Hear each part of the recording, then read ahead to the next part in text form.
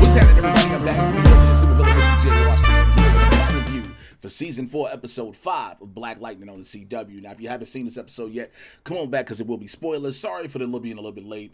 Trying to play catch up with a whole lot of other stuff.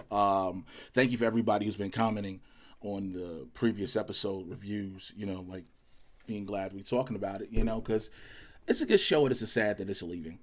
You know what I'm saying? And it is very sad that when we get, a lot of people will say we get black characters and we aren't given a chance with black characters and to prove themselves on worthy of being long-lasting shows, et cetera, et cetera. And a lot of times I think it's our own fault.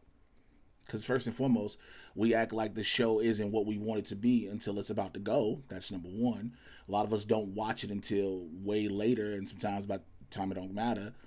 Or just other situations, again, people want to move on, cast members want to move on, showrunners want to move on, things like that, and so that changes things. But nonetheless, it's best, I think, we appreciate a show, project, property while we have it. And this one is, we already knew that China McClain was leaving. We knew she was going away from the show. We knew that, okay, we saw in episode 4, Jen blew up. So we were like, oh, they're going to go throughout the rest of the show with no Jen. Like, they just going to do the thing. And then basically, at the beginning of the show shows how we talk about that. Now you have the Pierce family in the sanctum, and Jefferson is like, yo, I need to get the particles out of the ionosphere, like because he can manifest them, which I was like, okay, cool. It makes sense in the story how he can absorb that energy. Cool. And to collect it. And then once he does it, to collect it, the part of how are they going to reassemble her molecules in the mass, and said he was going to get Gamby was like, he can get a hadron particle condenser from Star Labs, which I was like, please do this. I was hoping that Black Lightning, out of all of the shows, would have done this going into this season and with a crossover because of the bond, in a sense, we saw between Jefferson and Barry in Crisis. I was hoping that we would go further, and you have Jefferson say, I have a friend who might be able to help us. He can get it here in a flash. And I think, if anything, just to have Grant Gustin run in, drop it off, run out, that's all you needed. I would have loved to just seen him for that second. He doesn't have to play a major part in the episode. He doesn't have to have a lot of dialogue or whatever. He doesn't have to be there in a scene long. Just have him run in, boom, out, bam.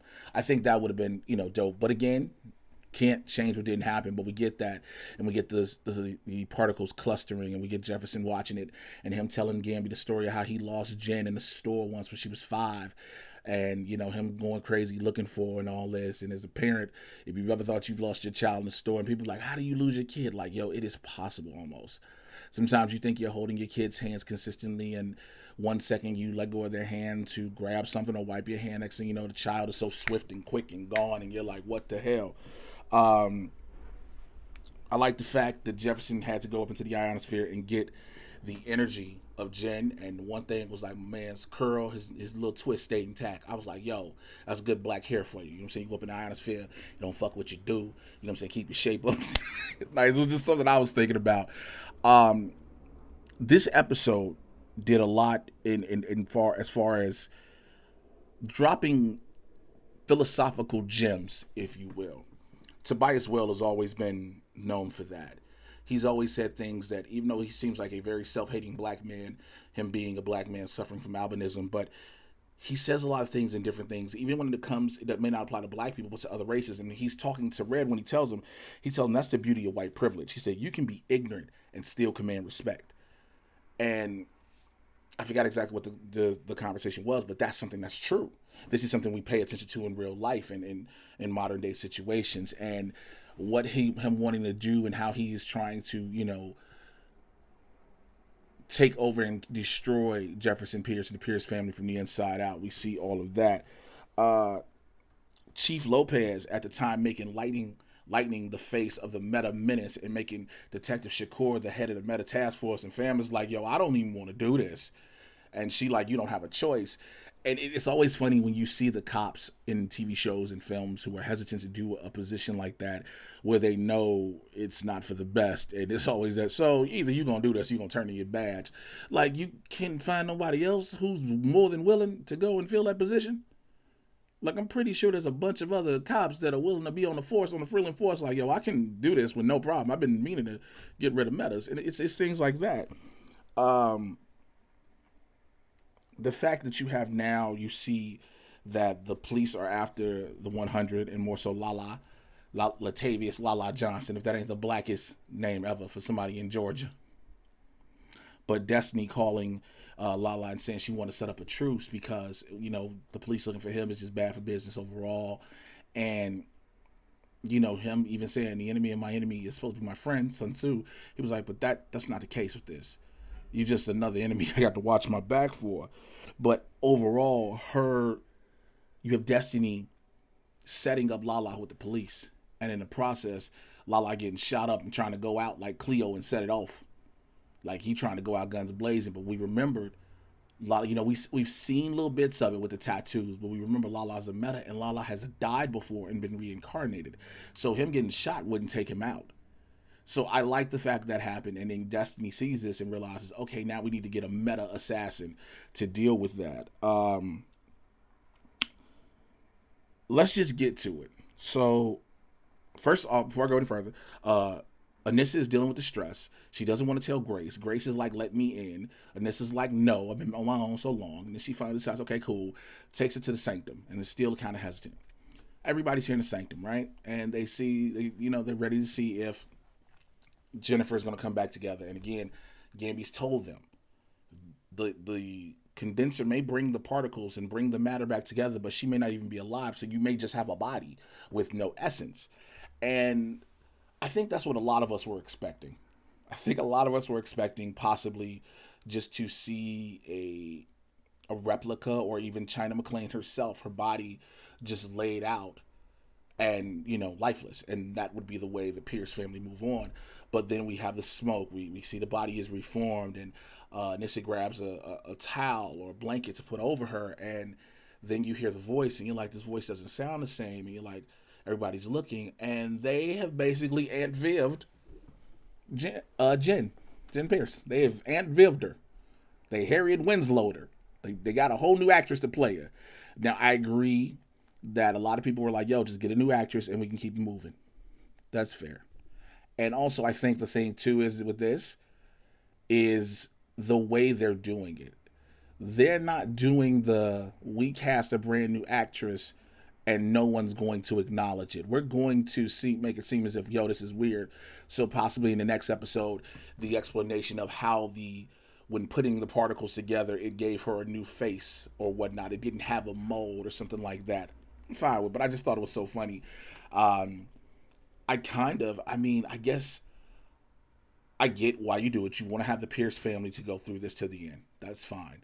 You want to have Black Lightning, his wife, who is a meta by injection in more ways than one. And I just thought about how that sounds. And the two daughters. But again, the way it seemed like, because the show was ending, you have one daughter die, because it would seem like things were being set up for her to die, whether it be via a DEG or her going into the ionosphere. The other daughter, who's now married, trying to live a life, and maybe something happens in that regard, and Black Lightning, having this final sacrifice for the city, or whatever the case. It could have gone a bunch of ways. But it's now going to be even more interesting for me personally to see how this plays out.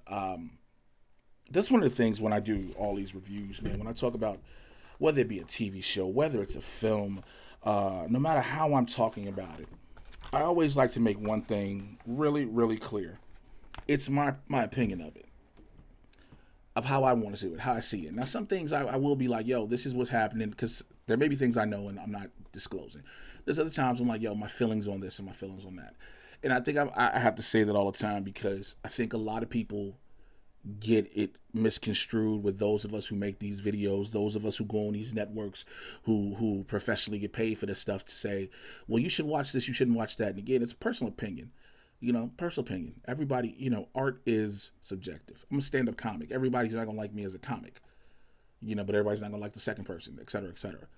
But I think with this show, when we talk about art and my opinion of should you watch it, I think I'm talking directly to my culture.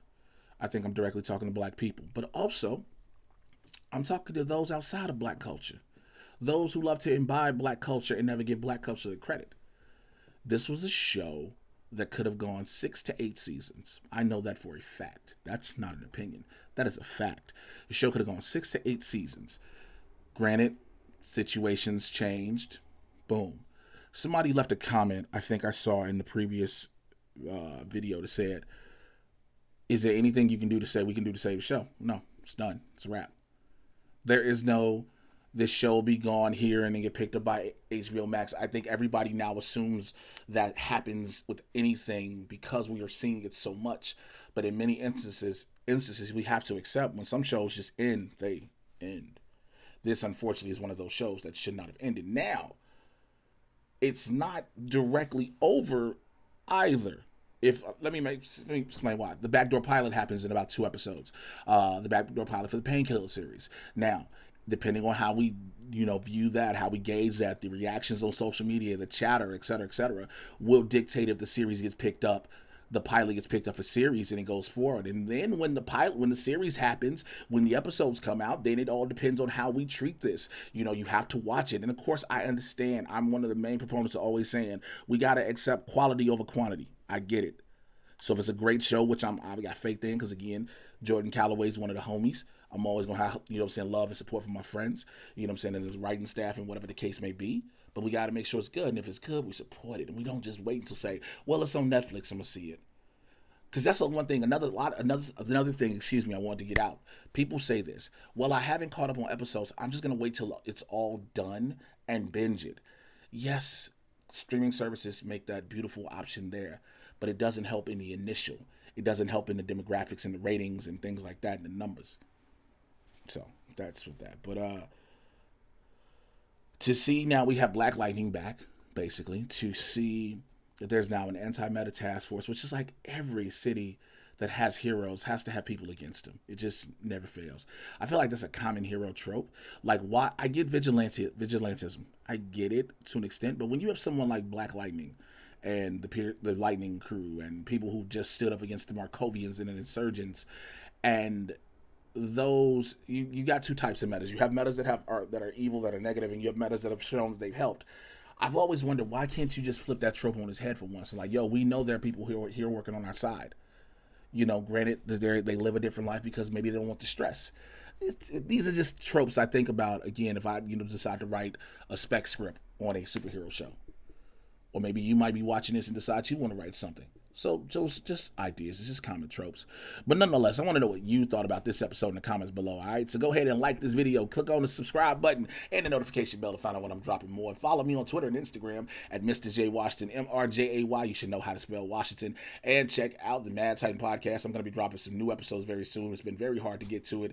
It's my bread and butter. It's my baby, but it's been hard to get to with everything else, from my own personal auditions and filming things and being on sets and working on different projects. It's been a little difficult, but I'm getting back to that, as well as Blurs in the Hood every Tuesday and Thursday live, 2 p.m. Pacific, 5 p.m. on the East Coast. Myself and Winston A. Marshall getting you caught up in the world of politics, pop culture, entertainment, sports, and news, and a whole lot more from a Blur's perspective. And we are unapologetically black. All right, holla at y'all later for episode 6. Take care. Bye.